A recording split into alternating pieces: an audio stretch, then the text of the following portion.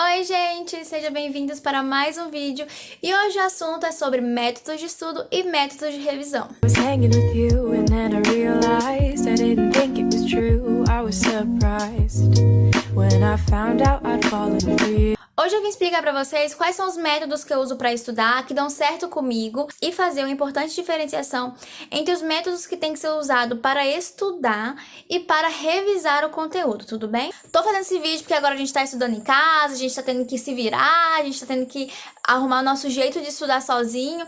Então, assim, estamos em época de quarentena, que eu tô aqui com moletom, bem caseira mesmo, porque tá fazendo frio. Então é por isso que eu vim trazer esse tipo de conteúdo, porque eu acho que pode agregar aí na sua forma de estudar, na sua formas de ensino. A gente tá com os cursinhos fechados, com as escolas fechadas, então a gente tá tendo que se virar. E tem gente que não tá sabendo lidar com isso, então para isso que eu vim aqui para ajudar vocês. Então, Laís, o que é método de revisão e método de estudo? Qual é a diferença? Bom, método de estudo é um método que você vai usar para quando você está estudando um conteúdo pela primeira vez. São métodos que são mais eficientes quando você nunca ouviu um conteúdo e está vendo ele pela primeira vez.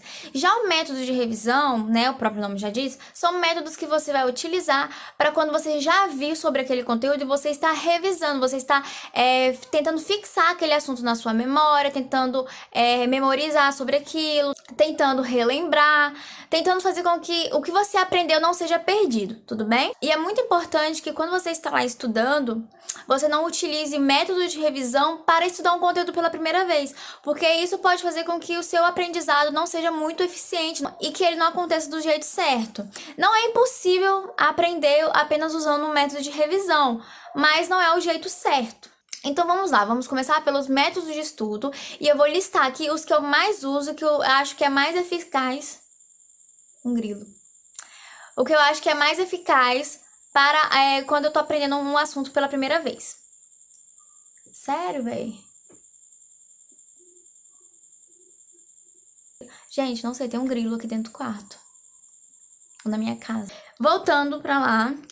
Vamos começar então pelas aulas, né? Porque, assim, é o mais conhecido, que mais funciona, que todo mundo usa. Mas como eu faço isso agora nesse momento que eu estou tendo que estudar em casa, que não tá tendo aula? Bom, a aula presencial é um dos métodos de estudo, né? Lógico.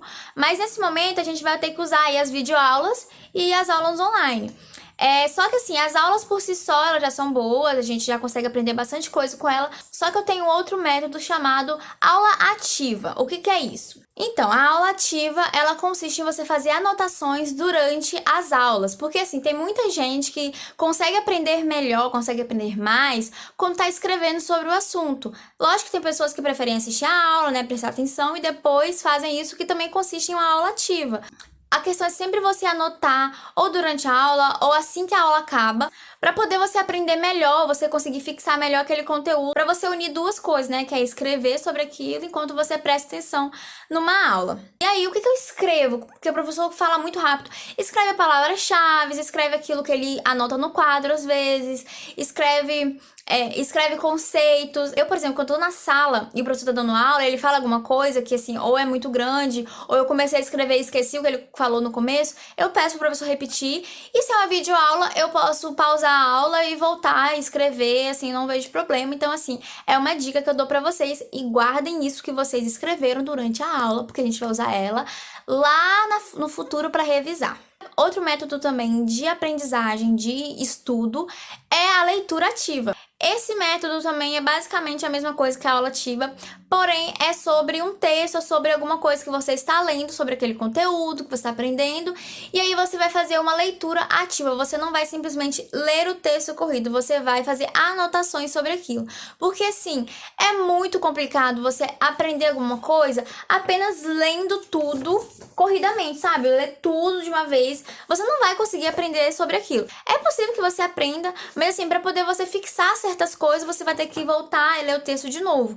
Então, o que eu recomendo? Sempre que você está lendo um texto, ou de um livro didático, ou alguma coisa assim, você fazendo marcações durante a leitura, ou você fazendo anotações, né? Isso aqui são alguns textos que eu li, que eu sempre faço marcações e sempre que possível eu faço algumas anotações, tá vendo? Eu sempre anoto sobre o texto. É uma forma de leitura ativa, porque isso faz com que você tá lendo, você destaca as partes principais e você também escreve um pouco sobre aquilo, você vai anotando sobre aquilo.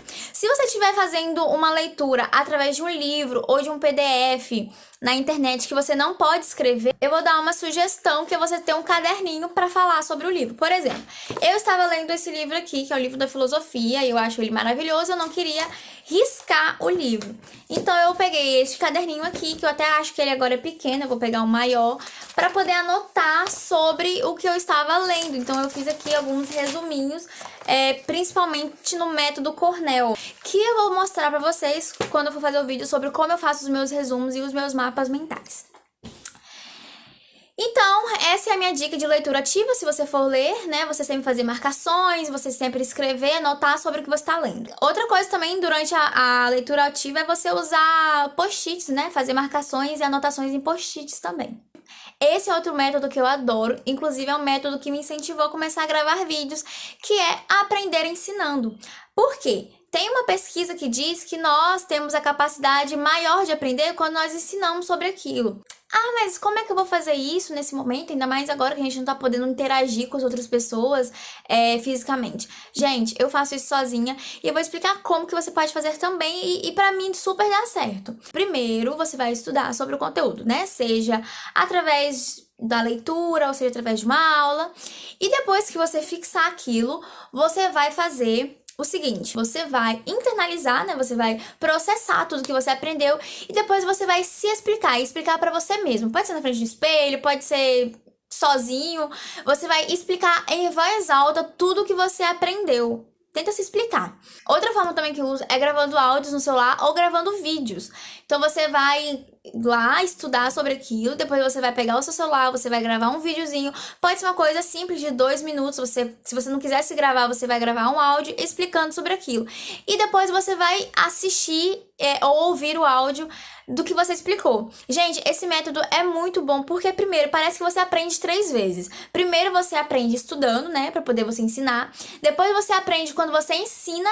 E aí depois você vai aprender quando você tá vendo o vídeo de novo, porque você vai ver o vídeo, né, você vai prestar atenção no áudio e aí você vai estudar de novo. Então é como se você estivesse estudando 3 vezes. É uma fórmula que, assim, eu uso bastante, principalmente quando eu vou apresentar seminários na faculdade. Eu estudo bastante, né, sobre o assunto, uso lá os slides, né, que a gente usa bastante slide pra fazer seminário, e aí eu vou e me filmo, ou eu faço um áudio quando eu não posso me filmar, falando sobre aquilo, depois eu escuto. Isso, gente, inclusive, esse negócio de se filmar melhora muito uma habilidade de você falar em público. Por quê?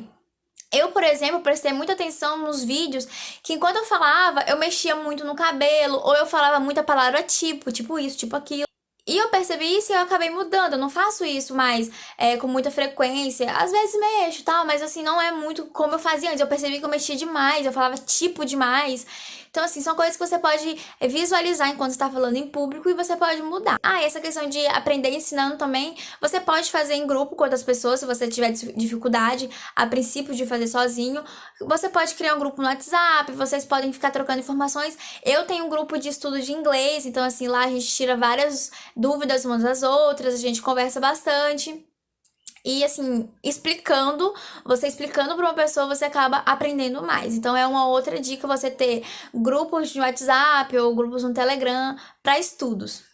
E agora nós vamos falar sobre o método de revisão e eu vou explicar melhor por que método de revisão às vezes não pode ser eficiente quando você usa para aprender um conteúdo pela primeira vez. Os métodos de revisão que eu uso são basicamente resumos, mapas mentais e flashcards. Eu vou fazer um vídeo especificando como eu faço meus resumos, meus mapas mentais e como eu estudo através de flashcards, porque eu acho assim que merece um vídeo só sobre isso, porque assim, são métodos que funcionam mesmo para poder você fixar, memorizar e absorver melhor esse aprendizado. Resumos e mapas mentais e flashcards, eles são excelentes, são muito bons, eles te ajudam muito e dá sim para você estudar com eles, mas não dá para você estudar só com eles. É isso que eu queria trazer aqui. Porque, por exemplo, vamos supor que você está estudando sobre Segunda Guerra Mundial, né? Eu voltando ao assunto sobre a Segunda Guerra Mundial.